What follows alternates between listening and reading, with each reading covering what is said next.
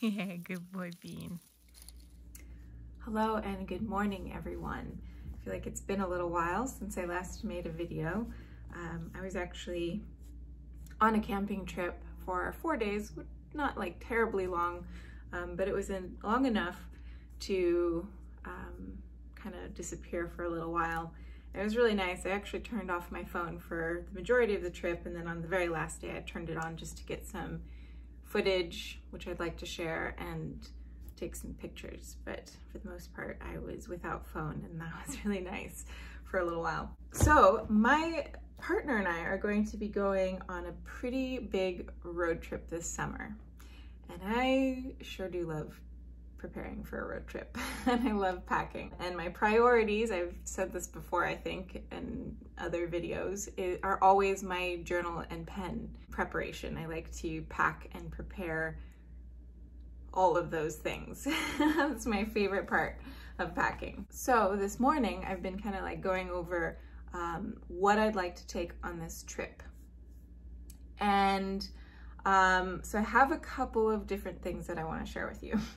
First of all, I have prepared 3 new journals for the road, and hopefully that will be enough. And if not, I'm almost thinking of getting 1 more, but we'll see. I've been going through these little pocket ones fairly quick. And then I had put 2 of my journals, the ones that I'm currently using and then the next one in line, I had put fabric. I was experimenting with fabric and I ended up not really liking that, so I ripped it off and I collaged over it, and I'm really happy that I did, and I'm really happy with the results. So I'll show you that too.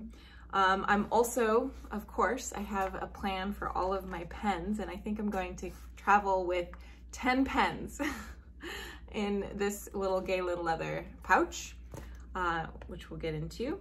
And then I have been revisiting making the little felt pocket pouches for pens. Pocket pouches? The little felt pouches for pens, which was initially inspired by pocket pens, but I'm expanding to have different sizes available. So this is like a middle of the road standard size that fits. I think it accommodates most pens. And then I'm going to make an even smaller one for the pocket pens, and then a little bit larger one for like the TWSBI Ecos and the big boys. So I've actually made quite a bit so far. I was held up just because I was waiting on the brass snaps, which I have figured out a plan for. So we have like just a whole variety of colors.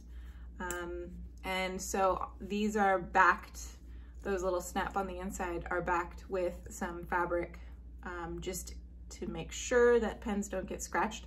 I actually tested it out without any backing and I didn't experience any pen scratching, but I'd rather not take that chance because I do plan on selling these.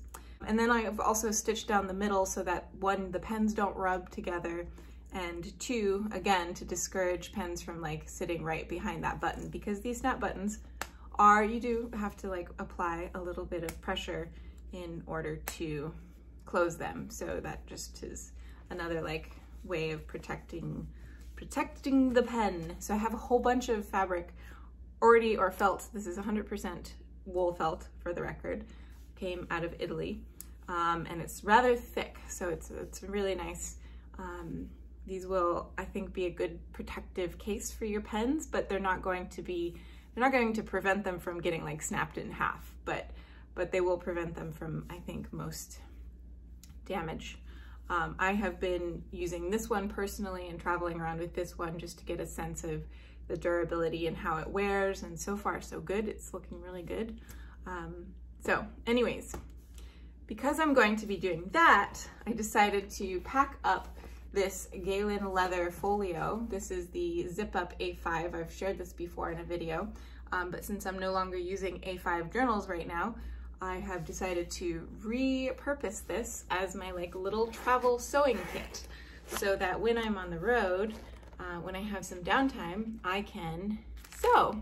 And so really, I mean, it's nothing like particularly fancy, but I mean, I can even put these little snap buttons in there I have my scissors. Maybe I can like tuck them like that. I have an awl. I have a little needle right there. This has, what does this have? Oh, threads and the tool in which I use for the snap buttons. And then I have the 2 sets for that need to be sewn up for pocket pouches, pen pouches. So this is actually functioning pretty good. I like the way it all like tucks in here, and it seems quite suitable for that purpose. The only thing that I don't have in here, which I will need, is a hammer to hammer in the snaps. So I'm not quite sure how I'm going to approach that. Do I want to get a little hammer? Maybe, do little hammers exist? Oh my gosh, if they did, that would be so cute. And I could keep it in there, and then I'd be really prepared for anything. It'd be pretty awesome. Okay, so moving on, let's take a look at the pens that I will be traveling with. So again, this is another Galen leather pen pouch. This is the 10 slot pen pouch. And I will be carrying, like I said, 10 pens. There is one in here that is missing because I have yet to decide which one that will be. I'm experimenting. I kind of have a sense of what pen that will be. So these are the pens that I'm taking with me. And there's kind of like this theme here. I have been, yeah, just a lot of black and gold and brown pens. Yeah, I don't know. I guess I've been enjoying that a little bit lately, to say the least. So the ones that I know for sure that I'll be taking are the Pilot Custom 823. This is the Pilot E95S. This is a Mont Blanc 264, it's a vintage. This is the Schaefer Tuckaway, which is also a vintage. I have the Pelican M800, the Pelican 400, M400, and then the vintage Pelican 400, a vintage Kaweco with a piston filler, and the Kaweco Brass Sport with the cartridge. So my plan is all of these pens, with the exception of this little Kaweco here, are piston fillers or vacuum fillers. In other words, they have a considerable amount of ink carrying capacity because I don't want to travel with any ink bottles this summer. So my hope is that I can use all of the ink in all of these pens, which is a good amount of ink, with the exception of the Kaweco. And this will be the one that I use. I will bring a couple of cartridges with me when this guy runs out. So that will be my backup pen or my, you know, whatever. And I think that should be enough ink. We'll see. That'll be kind of fun. At least this is my plan. I still have like maybe a week or 2 weeks before we actually leave. So subject to change always. But for now, I think I like that. And I've tried to, like, all the inks I think complement each other really well.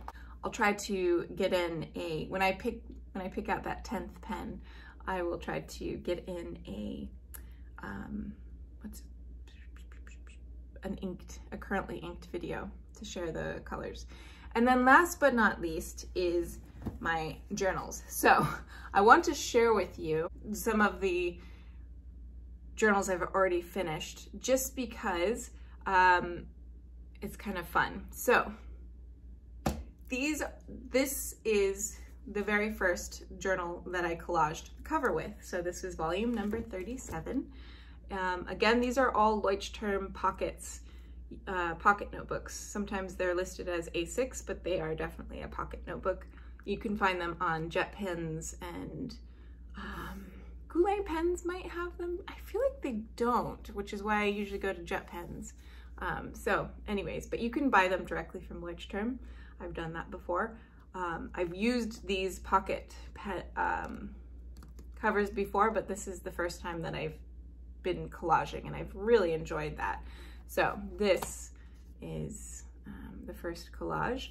It's hard to tell, but there are actually a decent amount of layers. So I'm creating a system that I really like, and learning to not put the volume where the strap is. So it took like 3 notebooks to figure that part out, but I've since learned. And then on the side, I write the volume and then the dates in which they were written.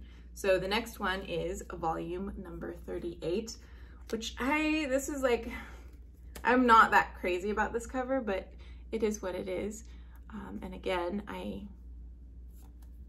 put it right where the strap goes, but we learn. And then again, there's the date and the volume number. So there will be a lot of like consistency, I think, in this like new period of my journaling career. This is volume number 39. So I did learn to move that little label.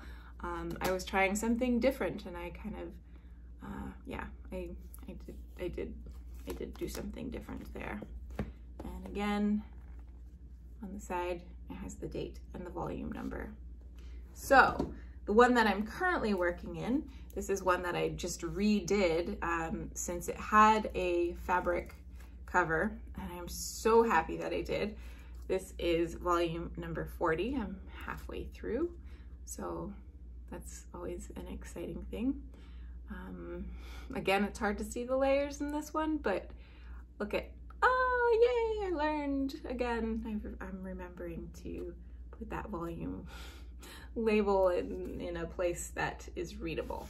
So that is that one. And this actually, because I am still using my Mr. Darcy buttered rum, and here's this beautiful baby.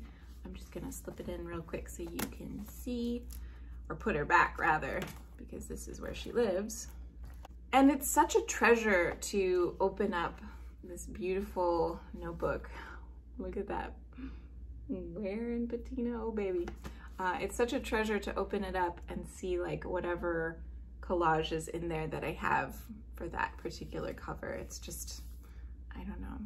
And there's like a mood, a feeling, or a vision that I have when I collage these usually that kind of like tell a story that I know in my head to kind of represent where I am in my life at that point.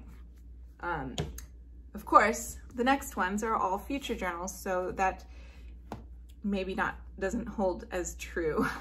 So this is volume number 41, which will be the next in line. And here is this cover. And I'm really, really happy with how this one turned out. I love that mood.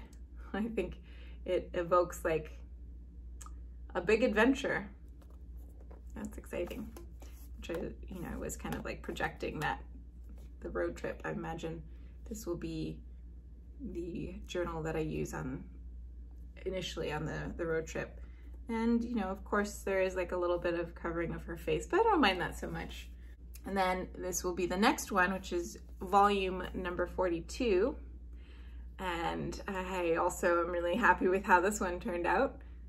We have a young girl on a horse, a beautiful Arabian horse, and she's running through a meadow. And again, there are layers, but they don't show up they're not as obvious, I feel like. And then the last one is number 43, and I kind of messed up the tape a little, and then I had glue on my fingers, and then the glue got under the tape, which bothers me a little bit, but c'est la vie. What can you do? It is what it is. But this one I was just kind of like experimenting more with color blocks. So there's just a bunch of stripes, which I think is kind of fun. And you can see that's where the glue is. Let's see. But this one, all of my journals, all of my journal covers are from old Arizona Highways magazines. I have a series from 1962 or 1963 that I've just been like hacking up into for a long time now, since starting the collaging. So there we go, folks. I'm pretty excited about that. I can't wait to get that started. So thank you for watching. That was a lot of updates. Hopefully this was an enjoyable video for you. And thank you for sticking around, and I'll talk to you soon. Bye.